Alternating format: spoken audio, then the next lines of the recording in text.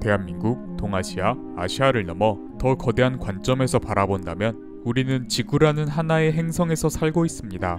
더욱더 넓게 본다면 태양계와 우리 은하 안에 같이 살고 있는 이웃이라고 할 수 있죠.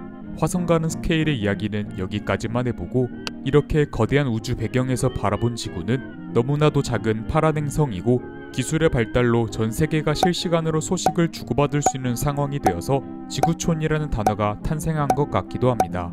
현재 이 지구에는 오랜 시간 동안 많은 인류가 살아왔었고 지금은 무려 80억 명이 넘는 사람들이 살고 있는데, 이 오랜 시간 동안 많은 지역의 사람들에 의해 많은 기록물, 건축물, 예술작품 등이 만들어지고 이들이 쌓이고 쌓여 현대인들이 읽고 보고 즐기며 함께 이야기해볼 수 있는 문화 요소들이 많이 생기게 되었습니다.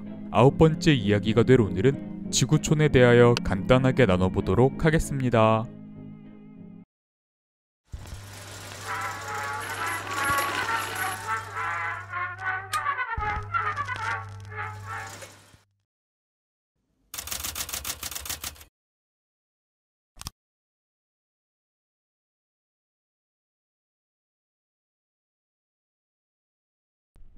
사실 지구라는 주제로는 할 이야기가 너무 방대합니다. 우리가 생활 속에서 누리는 모든 것의 대부분이 지구 안에 존재하고 있기 때문이죠. 그래서 이번 이야기에서는 지구했을 때 떠오르는 이 지구의 모양에서 가장 직관적이라고 볼 수 있는 이 대륙들, 그리고 그 대륙 속의 국가 및 민족에 대하여 간단히 이야기해보고자 합니다. 첫 번째로는 대한민국이 있는 아시아에 대하여 이야기해보도록 할까요? 아시아는 7개의 대륙 중에 가장 크기가 크고 가장 많은 인류가 살고 있는 대륙입니다. 이렇듯 아시아에는 많은 국가와 민족이 존재하지만 저는 아무래도 대한민국과 그 주변의 국가인 중국과 일본을 포함하여 이 회차에서는 이야기해보고 싶네요. 아시아의 문화에 대하여 떠올려보라라고 누군가가 말한다면 바로 떠오르는 이미지가 있으리라 생각합니다. 형형색색의 화려하고 아름다운 옷들과 머리 장식, 이들의 새겨진 꽃, 용을 포함한 각종 전통 문양이 떠오릅니다. 이러한 이미지들은 각 국가들이 긴 역사 속의 세월 동안 좋든 싫든 의도했든 의도하지 않았든 서로 간에 접촉이 있었고 이를 통해 교류가 되었기 때문이라고 생각합니다. 지금은 많이 바뀌었다고 생각하는데 외국인이 동아시아인을 보면 중국에서 오셨나요? 라고 흔히 묻고는 했습니다. 아무래도 중국은 인구가 세계에서 가장 많은 국가 중 하나이고 아시아에서 경제, 문화, 역사 등으로 문화의 힘이 강했기 때문이라고 생각되네요. 2020년대에 접어든 지금은 동아시아 3국의 경제, 문화, 역사는 모두 꿀리지 않을 정도로 각각의 분야에서 뛰어난 두각을 드러내어 전 세계로 퍼져나가고 있기 때문에 각국의 위상을 드높이고 있으니 특히 대한민국의 국민으로서는 자랑스러운 일이라고 생각합니다. 아시아에 이어서 두 번째로 이야기해볼 대륙은 북아메리카입니다. 북아메리카에서 가장 존재감이 큰 나라를 하나 꼽으라면 아무래도 그것은 미국이겠죠. 애초에 국가의 이름에 아메리카가 들어가기도 하고 미국인이 자신의 출신을 소개할 때 그냥 아메리카라고도 하기 때문이죠. 이것들 말고도 할리우드, 빌보드를 배경으로 여러 슈퍼스타들이 오랫동안 미디어의 역사를 이끌어왔고 지금도 이끌어가고 있으며 세계에서 가장 강력한 국가라는 점 등 여러가지 이유로 미국은 최고의 존재감을 나타내고 있는 국가입니다. 얼마나 그 존재감이 크면 국내에서 외국인을 보았을 때 바로 미국인이라고 생각하기가 정말 쉽기 때문이죠. 저도 어렸을 때는 외국인은 미국 사람이다라고 생각했을 정도니까요. 저는 특히 미국은 개인적으로 국기가 정말 예쁘다고 생각합니다. 아무래도 익숙하다라는 것이 많은 이유 중에 하나이겠지만 영화 속에서 제트기 조종사나 군인들이 입고 있는 가죽 자켓이나 군복에 떡하니 박혀있는 성조기를 보면 저는 정말 멋있다고 생각했습니다. 국기는 국가를 대표하는 하나의 브랜드나 상표라고 칭해본다면 성조기는 브랜딩과 디자인이 아주 잘된 예시 중 하나라고 말할 수 있지 않을까요? 미국 국기만큼 아이덴티티가 확실한 국기가 미국 말고도 있죠. 북아메리카에는 많은 국가들과 국기들이 있지만 저는 캐나다에 대하여 이야기해보는 것도 좋을 것 같습니다. 캐나다의 국기 중앙에 존재하고 있는 단풍은 캐나다를 대표하는 문양이 되었죠. 이렇기 때문에 농담으로 단풍국이라고 부르기도 하는 것 같습니다. 애초에 캐나다 국기의 이름을 단풍잎기, 단풍기 등등으로 부르기도 하니까요. 몇 년 전 친구와 국가들에 대하여 이야기하다가 놀랐던 적이 있습니다. 친구가 캐나다의 인구는 얼마나 될 것 같아 라고 저에게 질문을 했을 때 저는 잠깐 생각한 후에 한 최소 1억은 넘지 않을까라고 대답을 했던 것 같습니다. 왜냐하면 캐나다는 전 세계 국가 중 두 번째로 영토가 넓은 국가이기 때문이죠. 그리고 이웃 국가인 미국의 인구도 3억이 넘기 때문에 그렇게 대답을 했던 것 같습니다. 하지만 이게 웬걸? 4천만이 조금 넘어가는 인구였습니다. 한국보다도 약 1,000만이나 적은 인구였죠. 전 세계에서 인구 밀도가 아주 낮은 국가로 손꼽히기도 합니다. 이 이야기를 듣고 왜 한국의 아파트가 그렇게 많은지도 납득이 간다는 이야기를 농담 삼아 했던 것이 기억이 나네요.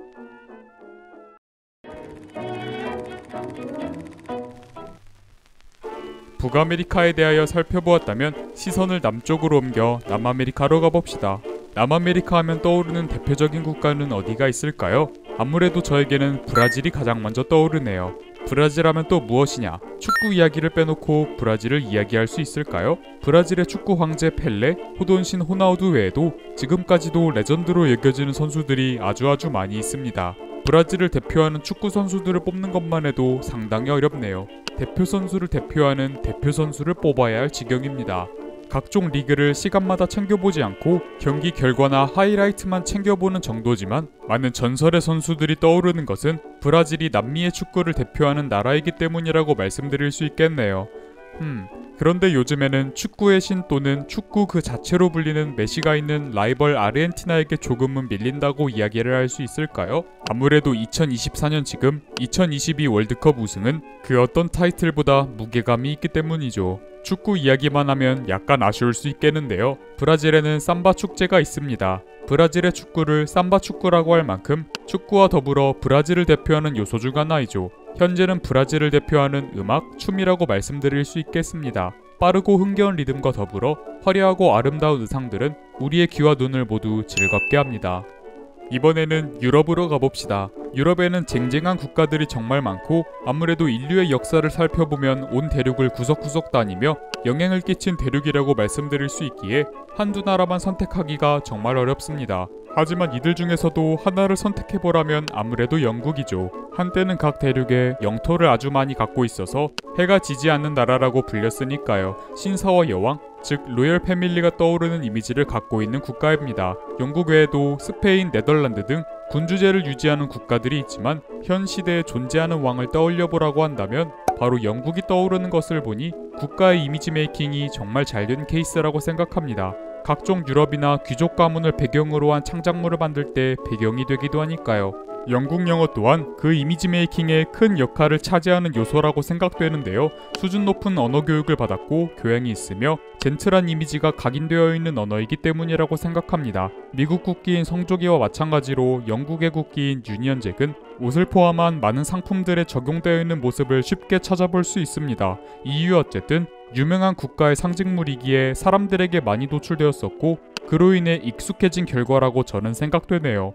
영국 외에도 독일, 프랑스 등 유럽을 넘어 전 세계적으로 영향을 끼친 국가들이 있는데 다음에 기회가 된다면 자세히 이야기해보고 싶네요.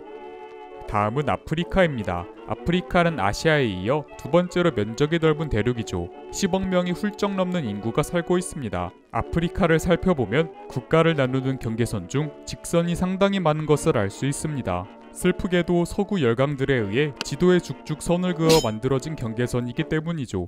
많고 다양한 부족이 있고 그들이 살고 있는 영토가 엄연히 존재했지만 자신들의 국적을 비롯한 정체성이 타 세력에 의해 정해지니 지금까지도 문제가 해결되지 않는 모습을 보여 정말 안타깝습니다. 아프리카에 소속된 국가들의 국기를 보면 흥미로운 점이 있습니다. 그것은 국기에 녹색, 노란색, 빨간색이 포함된 국기가 정말 많다는 것이죠. 각각의 색상은 아프리카의 자연환경, 광공업과 광명 및 희망, 독립투쟁을 벌였던 아프리카인들의 피와 자유를 의미합니다. 이 세 가지 색상 외에도 범아프리카색 중 하나이며 흑인을 상징하는 검은색이 있습니다. 마지막은 오세아니아입니다. 오세아니아는 아무래도 호주의 존재감이 가장 크다고 말씀드릴 수 있겠네요. 드넓은 자연의 캥거루, 코알라 등의 귀여운 동물들이 떠오르며 이들로 만든 여러가지 귀여운 상품들도 많이 볼 수가 있죠. 이들 외에도 대표적 건축물인 오페라 하우스와 유네스코 세계유산이며 웅장한 잡대를 뽐내는 울루루가 떠오릅니다. 호주에는 3천만 명이 조금 안 되는 인구가 살고 있으며 캐나다와 마찬가지로 인구 밀도가 아주 낮은 국가입니다. 영토가 큰 나라 중에서 살펴본다면 최하위라고 말한다고 해도 과언이 아니죠. 아무래도 큰 면적에 골고루 인구가 분포되어 있는 것이 아니라 살기에 적합한 바닷가 주변의 도시가 형성되어 있기 때문이 아닐까 생각을 해봅니다.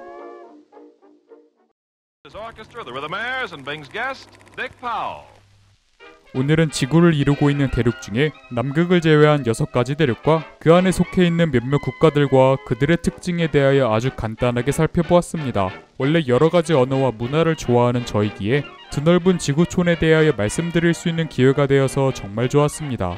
언급된 국가들 외에도 하고 싶은 이야기가 산더미이고 나눠볼 수 있는 주제도 산더미이기에 한 국가에만 대하여 이야기해볼 수 있는 기회가 있었으면 좋겠습니다. 아무래도 가장 아쉬운 것은 앞쪽의 대륙과 국가들에 대하여 신나게 떠들다 보니 뒷부분의 대륙들은 급하게 마무리를 지은 경향이 있네요. 앞으로 다가올 챗쇼에서 다룰 수 있기를 기약하면서 오늘의 챗쇼는 여기서 마치겠습니다. 감사합니다.